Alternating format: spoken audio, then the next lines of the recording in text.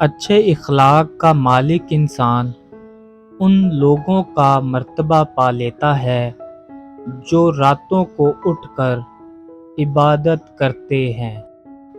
رشتوں کو اپنے سینے سے لگا کر رکھو، مگر ان کے غلط رویوں کو قبول نہ کرو۔ ہمیشہ خوشی کا راستہ تلاش کرتے رہو۔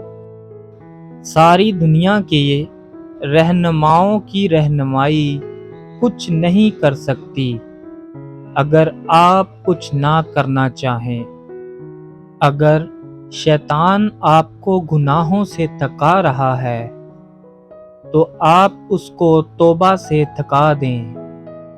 منافق لوگوں کی پہچان یہ ہے کہ وہ خوشیوں میں سب سے آگے اور مصیبتوں میں سب سے پیچھے ہوگے۔